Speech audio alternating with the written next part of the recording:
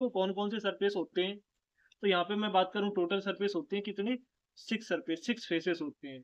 एक तो back surface, top surface, right surface, bottom, front surface और लेफ्ट सरफेस। जैसे मैं बात करूं, ये हमारे पास लेफ्ट सरफेस है, तो इसके अपोजिट कौन सा सरफेस हो जाएगा? Right surface. कौन सा सरफेस हो जाएगा? Right surface. जैसे आप लोग देख पा रहे हैं, ये हमारे पास लेफ्ट सरफेस है, तो इसके अपोजिट कौन सा सरफेस होगा?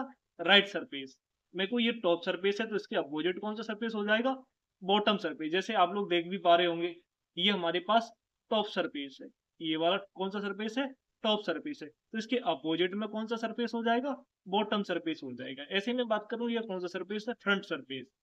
तो फ्रंट के अपोजिट कौन सा सरफेस होगा? Back surface. जैसे आप लोग देख भी पा रहे होंगे, ये फ्रंट सरफेस आपको नजर आ रहा होगा, तो इसके अपोजिट कौन सा सरफेस हो जाएगा? कौन सा सरफेस होगा? फ्रंट के बैक। कौन सा हो जाएगा? जैसे आप लोग ये पीछे की तरफ देख पा रहे होंगे, तो ये कौन सा सरफेस हो जाएगा इसके अपोजिट? Back surface. तो आशा करता हूँ यहाँ तक आप लोग समझ समझ सके होंगे। तो टोटल सरफेस या टोटल फेसेस कितने होते हैं हमारे पास? 6 फेस होते हैं।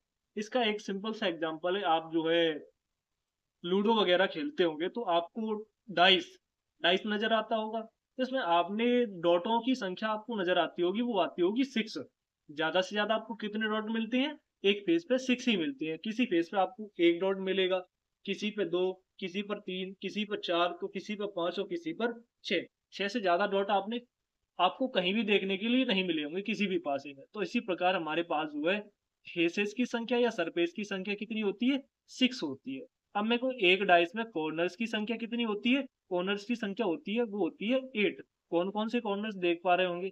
First corner, second, third, fourth, fifth, sixth, seventh और एट्थ कॉर्नर। तो कॉर्नर्स की संख्या कितनी होती है हमारे पास एक डाइस में? 8 होती है। और फेस की संख्या या फिर मैं वो सरफेस की संख्या कितनी होती है? वो होती है 6। आशा करता हूँ यहाँ तक आप लोग सभी लोग समझ पाए होंगे। तो चलिए बढ़ते हैं आगे की ओर। यहाँ से जो देखेंगे, अब हमारे एग्जाम में किस तरीके के क्वेश्चन पूछे जाते हैं वो देखते हैं।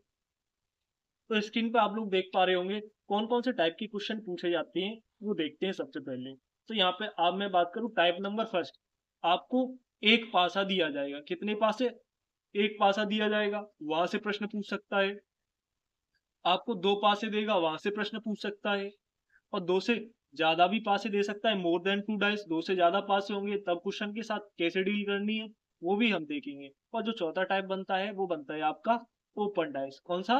Open dice. जब आपको खुला हुआ पासा देगा तब हमारे एग्जाम में किस तरीके के क्वेश्चन पूछे जाते हैं वो भी कवर करेंगे। तो चलिए बढ़ते हैं आगे की ओर। तो चलिए सबसे पहले जो पासे के बारे में बेसिक जानकारी देखते हैं। जैसे मैं बात करूं, ये डाइस डाइस अब डाइस हमारे पास ठीक दो तरह के होते हैं। कितने तरह के डाइस होते हैं? ठीक दो तरह के होते हैं। एक तो स्टैंडर्ड डाइस और दूसरा जनरल डाइस। एक तो मानक पासा और दूसरा सामान्य पासा। ठीक दो तरह के पासे होते हैं। कैसे पहचानेंगे कि ये मानक पासा है या सामान्य पासा है? चलिए उसको भी देखते हैं आगे। तो स्क्रीन पर आप कुछ समरी नजर आ रही होगी, तो चलिए थोड़ा इसको डिस्क्राइब करते हैं। यहाँ पे आप लोग देख पा रहे होंगे क्या कह रहा है, स्टैंडर्ड डाइस को आप लोग कैसे पहचानोगे। तो क्या कह रहा है? If every opposite surface sum is equal to 7, यदि किसी विपरीत सतहों का योग, विपरीत सतहों का योग कितना हो जाए?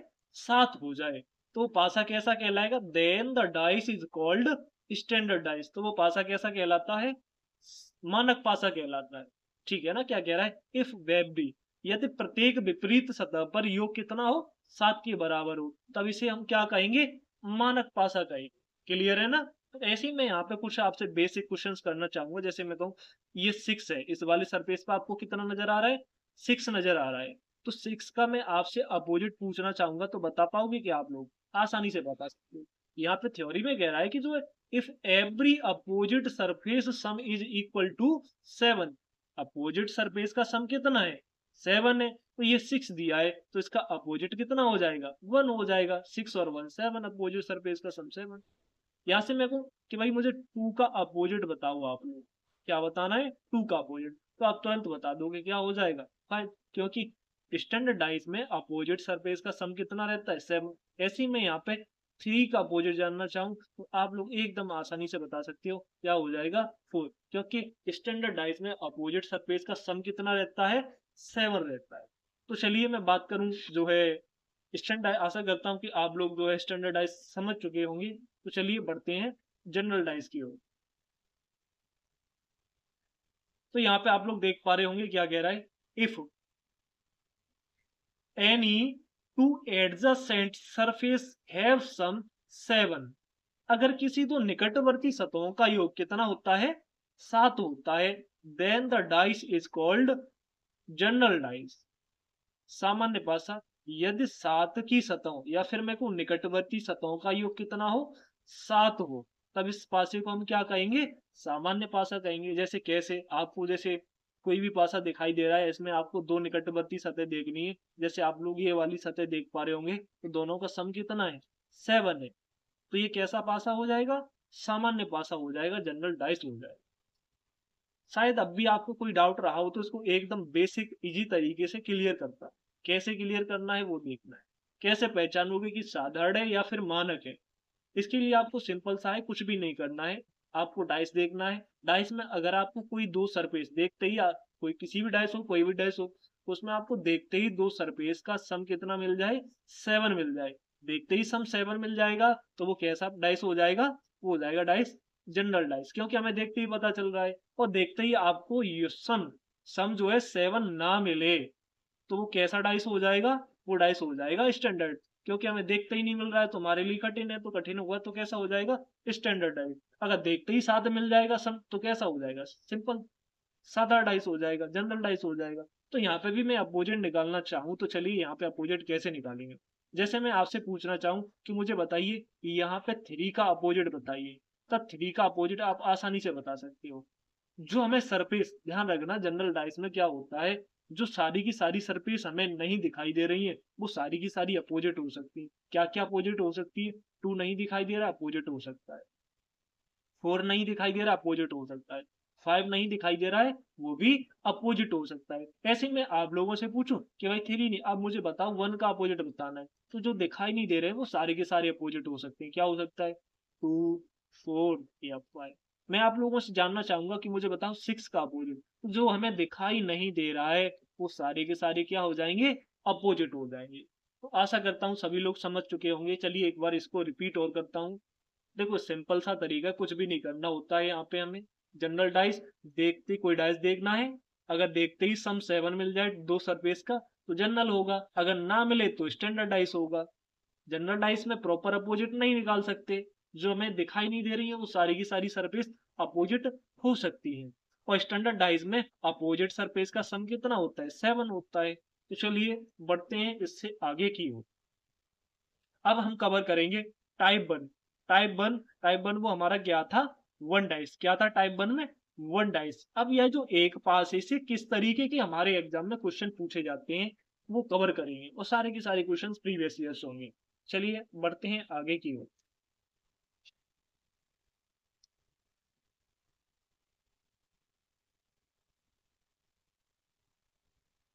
तो यहाँ पे आप लोग देख पा रहे होंगे क्वेश्चन दिया है, सतह 3 के विपरीत कौन सी सतह होगी, which surface will be opposite to 3। अब क्वेश्चन को करना कैसे है वो बेसिक हम देख चुके थे, तो चलिए स्टार्ट करते हैं। यहाँ पे आपको स्क्रीन पे एक डाइस नजर आ रहा होगा। टाइप फर्स्ट हमारा यही था, क्या था 1 डाइस। 1 डाइस से किस तरीके से क्वेश्चन सॉल्व करनी है वो देख रहे हैं हम। तो पूछा क्या है, हमें बताना है अपोजिट टू 3, 3 के अपोजिट बताना है हमको। तो चलिए स्टार्ट करते हैं। तो सबसे पहले अगर हमारे पास 1 डाइस है तो सबसे पहले तो हमें डिफाइन करना होगा ये डाइस स्टैंडर्ड है या फिर जो है जनरल डाइस है।